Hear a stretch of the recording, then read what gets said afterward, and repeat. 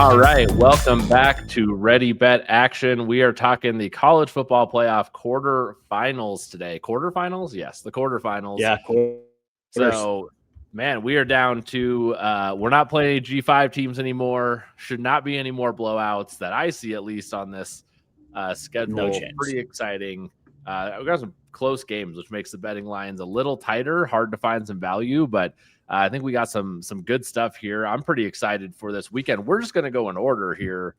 I know for me, if I were to start with like what game am I looking forward to the most, I think the most intriguing game is Oregon and Texas Tech. It's essentially, I just think Texas Tech, can you buy a national title in one season like narrative is like very interesting for college football, because if they can, I don't think they will. I'm just saying if they can, what other teams like next year or why wouldn't you go to your alumni and be like, hey, y'all, everyone put all your money. We're going all in on one season and like, let's do this. And you might see more schools doing that. Like, we don't care about the big stretch. We care about one season and loading up. And I'm just curious to see if that's successful or not.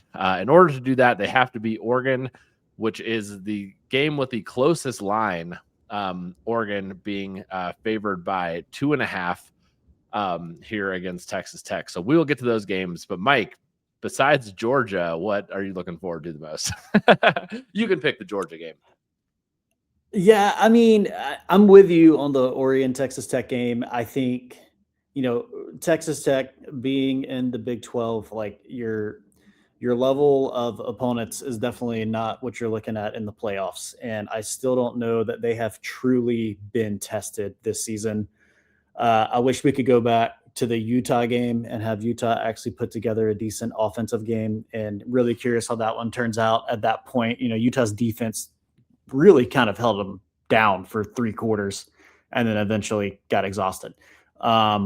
So I think this is definitely the most complete team they're going to play this year. I mean, they handled BYU easily for 2 games this season.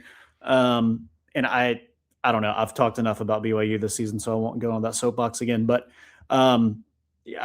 this is kind of, I don't know. This feels like to me like the very first true real test that Texas Tech is going to be getting, and doing that as the first round in the playoffs.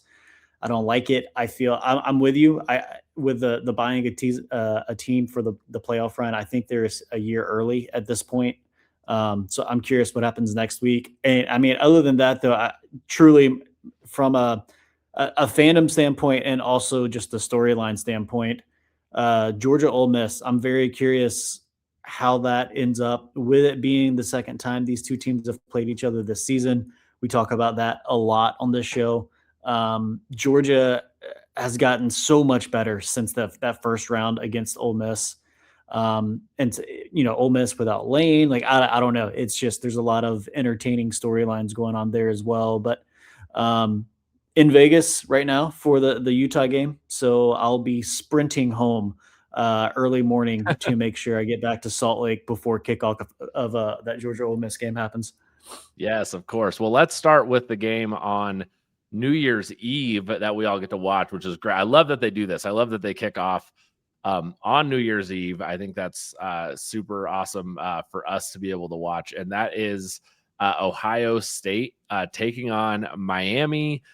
This game is in the Cotton Bowl. So this is in Texas. So really, I mean, Ohio State fans are going to travel better than Miami fans. I still would argue there's not like a huge home field advantage here. If there is, It goes to Ohio State because of the way they travel. But if we saw it last year, we talked about this a little bit, where it's like these quarter and semifinal games for teams like Ohio State who think they're going to make a title game, their fans wait to travel until later because they're like, well, I'm going to save my money and go to a semifinal or final game, right? So I don't think there's any kind of crowd advantage happening is all I'm trying to say. The only thing that I have on this game is I just think Ohio State's going to win. So I don't have anything else, which means I'm going to tie it to something else later that we'll get to. But that's it for me. Is I just think Ohio State wins. The 9.5 is a little rich for my blood. Right now we have, let's see, a minus. We got 9.5 is Ohio State's the favorite. 42.5 is the total here. If you're telling me this is going to be a low scoring game, I hate a 10-point spread in Yeah. general. Even if, I just don't like it if it's going to be, if they think it's going to be a low scoring game, I don't like a 10-point spread. So what about you, Mike? Yeah, I mean, I agree on a lot of that. I think we actually have the same parlay that we're doing on this one. Yes. I'm taking Ohio State on the money line.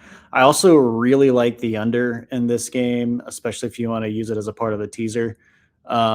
Miami just made Texas A&M look like a top defense in the league 2 weeks ago. They were held to less than 300 total yards, and they only scored 10 points against A&M. A&M, they were 43rd in scoring throughout the year and 24th in yards per game. Meanwhile, Ohio State's the number one defense in the league right now. Now, granted, it's been a soft schedule, but even against Indiana and Michigan, they held them both to under 14 points. If you're holding those two offenses under 14 points, the way this Miami team just looked against Texas A&M, I don't think there's a world in which Miami scores more than 10 points again. Um, we've also seen Ohio State offensively struggle against those better teams, against Indiana and Michigan. I mean, they barely scored 14 points in both of those games. So I don't think either one of these teams scored a ton of points. Miami's defense hasn't been the problem. Ruben Bain Jr. on the edge there has just been an absolute animal all season. I think that continues, and I think both teams just kind of struggle to score here. But I think Miami offensively just kind of shits the bed again against a defense as good as Ohio State is. So taking Ohio State on the money line, 9.5, way too many points for me to take either side of this here. But yeah, money line feels pretty safe. I mean, I think the 9.5 makes sense. Like, I do think Ohio State wants to make a statement after losing the Big Ten championship game. I have a lot of Ohio State national title tickets still. That number didn't change after the Big Ten title game. I think it went from like plus 165 to plus 195. So it didn't really change. They stayed the favorites. The opinion on Ohio State is still there, even though they're on the harder side of the bracket. Like, that's how good this Ohio State team has been. And they got punched. You get punched in the mouth right before this happened. You probably want to come out and make a statement that you're the team to beat. So I think if you're gonna do the 9.5, I guess that's the argument for it. It's just for a low scoring game, it's too big of a number for us. So yeah. What's your prediction for the national championship game? Like, who do you think's playing in that game right now? Right now, I think it's an Indiana Ohio State rematch.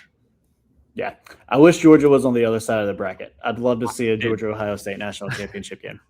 Honestly, and then if that's the case, like if that's really the case, I think Ohio State gets revenge. And I know a lot of people are kind of calling that, but the only other team, man, I don't know. I'm looking at this other side of the bracket. I think it just depends on how Oregon can change my mind, which is a good segue into the next game. Oregon could change my mind that it's Ohio State, Oregon, or Georgia, Oregon, depending on how Georgia looks. Yeah. But like, I think it's Oregon, Indiana coming out of one side, and I think it's Georgia or Ohio State coming out of the other side, and those are your choices. So, but yeah, Oregon's a dark horse at this point, right? Yeah, and we can talk about why. We got Oregon playing Texas Tech. This game is at the Orange Bowl, so we are playing in Florida here in Miami. Again, not a huge home field advantage for either school. Oregon's a 2.5-point favorite. We have a 52.5-point total on this game. I'm going to go ahead and take the under 52.5. I do think these teams can score, but I also think that Texas Tech defense, which kind of let us down the last college football episode we did, as far as holding a team in the first half, but that's okay. Yeah.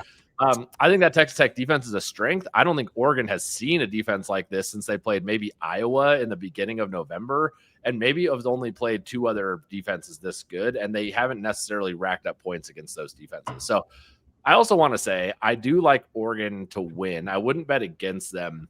I want to go back to what you said about Texas Tech not having the competition. I would argue that Oregon has not seen harder competition than Texas Tech.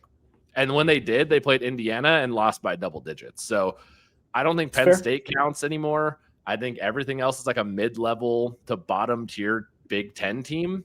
Other than that, who's Oregon beat? So I don't know. This feels like a real coin toss game to me. Probably more than what most people think. And I do think Oregon has the edge. I think they're better. I think that run game Let me get to my pick, which is the under 52.5 for me, which I'll get back on that, which is Oregon has this like three-headed monster run game, and I think a running game and defense can win some championships. And I know Oregon's got receivers coming back, but man, that running game is tough. So if they're going to be running the ball and trying to control this game and against Texas Tech, I like the under. I like the under that clock to tick away, and Oregon's got a pretty damn good defense too. So I think it's fine. Dan Lanning's a defensive coach, so here we go. Any thoughts on this one? Did you have a pick on this game? Yeah, I'm going to go ahead and take Oregon on the money line. I'm with you on Oregon's schedule. I think the difference maker in this game, though, is coaching experience. Yep. I think Oregon's just got the better coaching staff, so I'll go ahead and take my money there. Sure. Texas Tech has been ahead of the sticks all season. I think they were in like the top 10th percentile on third down average to go. But again, that's been against a terrible Big 12 defensive conference outside of BYU and Utah. And so you now put that up against Oregon. I think Texas Tech offensively is going to be behind the sticks quite a bit here. And I don't think Baird Morton is that dude that can make, that work that as many times as they're going to have to. We saw how pissed Lanning was after the second half of the Oregon James Madison game. I think Oregon's going to have a fire lit under their ass, and they're going to come in and they're going to take care of business here. I think it's going to be a close game. I like your take on a low scoring game. I just think Oregon slowly grinds this one away and exhausts this defense out and eventually comes away with a late score to pull away. And if they get Evan Stewart back, then I think it's even more in Oregon's favor at that point. I think maybe I'll have to look back at last year. This might be one of our first games of this format where we really get to say, like, I think we have two even-ish teams. I think Oregon's slightly better, but I think we have two even-ish teams. Does the bye week help you or hurt you? And we get to like kind of see that. It's like, is the rust there? I mean, or was Texas it good? Like Oregon got to tune up a playoff game against James Madison. Is that good? Like, I don't know. I have no idea. Yeah, I mean, Texas Tech has been off for almost a month, if not over a month at this point. Like that's a long break with outside of competition. I thought about that and almost went and took Oregon on the money line in the first half. And I'm still kind of tempted to do that. Maybe I'll walk down to the sports book here in a few minutes. Well, we're going to get answers to that question. I think that'll be a fun one to answer because it is a more even matchup that we're getting, and we get to see kind of, is the time off good or is it hurtful for these college kids? What have they been doing for the last month? What does discipline look like for 19-year-olds? I'm a little skeptical of that. It is Texas Tech. There's not too much trouble you can get into down there. There's not much going on in Lubbock. That is for sure. Well, let's move on. We have a Big Ten SEC matchup happening. The only Big Ten SEC matchup happening in the quarterfinals right now is Alabama versus Indiana. We got Indiana minus 6.5, so 6.5 point favorites. Number one, undefeated Indiana, and then the total is 47.5 here. Alabama, I don't think looked particularly amazing. I just remember watching that game last week and thinking I will bet against Alabama the next game they play. So that was kind of my initial take on it. I don't actually have a pick on this game. I think Indiana looks good. I do think I still have a doubt that Indiana football is some name powerhouse that I have to buy into. I'm still doubting. I'm not saying I don't think they lose this game, but I don't know if I can get behind. I just see the name Alabama and then Indiana next to each other, and I can't buy Indiana as a 7-point favorite. So you tell me why that's right or wrong. Yeah, I'm teasing this down 0.5 point and taking Alabama plus 7.5. Alabama getting the week of rest from the SEC championship game. I think that was the best thing that happened to them. They're a little bit banged up coming into that. And you saw a little bit of that rest in the first half against Oklahoma. But then Alabama in the second half, once they started and completed that comeback, I felt like they looked like the best version of themselves all season. They were only the second team this season to score over 30 points against Oklahoma all season. That was in Norman. Now you're taking this to a neutral site. Um, Mendoza, don't get me wrong. I mean, he won the Heisman. He's obviously had a great season, but against what we would consider good teams, Ohio Yeah. or good defenses rather, Ohio State, Penn State, Oregon, and Iowa, he only averaged 222 yards, one touchdown, and he threw a pick in all four of those games. You throw that against Alabama's defense, which I would argue is still the best part of their game. It's going to be a close game. I fully expect Indiana to win this game. I think their run game is too good, and Alabama's run defense is too questionable at times. So I think Indiana runs away with it, but I don't think Mendoza is going to be good enough against this defense to run away with it. So I'm going to go ahead and get rid of the hook there and take this at, or I guess take a hook, I should say, and take it at plus 7.5. And it's at like minus 125 or something around in there. Though if look around though, you've got to find it. But I think it's DraftKings, Hard Rock, and Fanatics is the best place you can grab this right now. Awesome. Unless you're in Vegas like Mike and you actually have to go to a casino to bet, Dude. or in New Mexico like me, where I also have to go to a casino to bet. Well, and the bad part is we've got to leave early to make it back for the Georgia game, but we're going to be out for New Year's Eve, and it's like I don't want to have to get up and then go collect my tickets at like 8 a.m. when I'm already exhausted. So, I mean, I've got to figure out how I'm going to navigate that one. So my strategy when I'm in Vegas for March Madness, I get all my bets in. Then there's like the 8 or 9 p.m. games I don't watch because I'm out like having a nice dinner, partying, whatever. I am very often in Vegas cashing sports tickets at 3 a.m. and putting the next in, and then I go to bed. Like my drunk ass writes it down so I'm not making bad decisions. And then I am cashing and betting like on my way to bed. And like you just got to be like, this is my last stop of the night because they got in every entrance has places you can do this. So no, my MO this trip was I just pulled over on the side of the road in Arizona and placed all my bets there so I didn't have to worry about cashing tickets. Love it. Absolutely love it. Also, this whole Kalshi thing, I've been online betting with Kalshi, and they don't call it betting; they call it trading. And this loophole is getting closed. I don't know if you've tried it in Utah though, but that is I haven't tried it yet. There's no way it's staying open. It is online betting. I don't care what they say. Anyway, they're not going to sponsor the show now because we're talking shit. So we will, you guys, we can actually enjoy ourselves in our home states now. Yes, exactly. All right, let's talk last game of New Year's. We have Georgia and Ole Miss playing each other. We got Georgia as 6.5-point favorites against Ole Miss here. Where are they? I'm like totally losing where they're playing. We're playing at the Sugar Bowl. Awesome. We're in Louisiana. So we're playing in the Sugar Bowl. Georgia's the favorite here for a reason. They played Ole Miss earlier this year. Looks like in week 1, 2, 3, 4, 5. Looks like week 7, week 6 or 7, week 6 or 7. And then Georgia did win 43-35. So we had a high scoring game last time these two met. That total is right now sitting at 55.5. I just like Georgia to win. I do think the Lane Kiffin effect matters. And I think like Ole Miss came out with a chip and wanted to prove that, in their first game, and they played Tulane, which was just like a doormat essentially for them to take out their Lane Kiffin frustration. They have to now go play the best team in the SEC. I just don't think it's interesting. It is in Louisiana. It should be a pretty fun stadium with both fans showing up to Louisiana. Yeah, Sugar Bowl in the SEC land is always a pretty chaotic experience from what I hear. Did you see the claims about the Ole Miss uniforms against Tulane? Apparently, as a big FU to Lane, they intentionally wore his least favorite uniform combo and pulled out the silver pants. So but I fully agree with you here, man. Like I was all over about how bad Georgia's defense was to start this season, and then said in Mississippi State it felt like things started to change.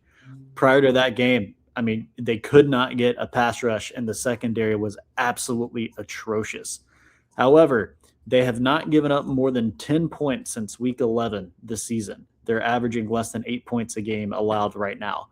And there was a Charlotte game in there, don't get me wrong, but that also included Alabama. It included Texas. It included Georgia Tech. So there's some better scoring teams in there. I think Georgia, you look at the progression of the season, how the team has shifted since week one.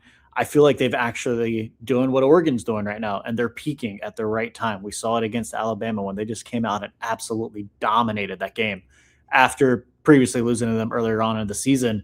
And I don't know that Ole Miss has really done the same. Don't get me wrong; they've certainly progressed, but I feel like whatever progression they had, they probably lost a little bit when Lane left. Yeah. I think offensively, Georgia does exactly what they did in week 6 or 7. I just think Ole Miss struggles to do as much because Georgia's secondary has been on lockdown now. And we know if you lock down that secondary, if you eliminate Ole Miss's ability to have the explosive play, they're not going to beat up or to score 35 points again. So Yeah. I think Georgia covers here. I'm also aware that there could be some home fan bias in that thought process. So I'm going to play it safe, and this is the other leg of my parlay with Ohio State on the money line. But I will probably be making a personal bet for Georgia to cover here. Let's take a look here. What is Ole Miss's team total? Because I kind of you might have talked me into it, depending on what it is here. Let's see what the Ole Miss team total. It's got to be like 24, it's 23 and a half. That's a little low for me for an Ole Miss offense, even against Georgia. I don't think I would. If it were maybe 20, 24, 25 or above, I'd think about it. But you should tease it up to 28 and take the under, and then tease Miami's team total up to like 24 and take the under there. Yeah, I love that idea. I wish I could do that at the casinos here. I can do it on Kalshi though. Yeah, for sure. All right. Well, we have reached the part of the show where we'll run it down. We have picks on all of our games here. Don't forget to follow us over on RotoViz for all NFL fantasy football things. We'll have come back, talk some NFL later this week. Excited to get into the playoffs there. Otherwise, let's go ahead and pull up these picks. We have I have Texas Tech and Oregon. I'm going to take the under 52.5. And then Mike and I are both on Georgia money line and Ohio State money line. If you combine those, you get a nice minus 127. Yeah, and I'm going to take the extra half point here and take Alabama plus 7.5 versus Indiana at minus 133, and give me Oregon on the money line versus Texas Tech at minus 125. Awesome. That's it. We will talk to y'all later.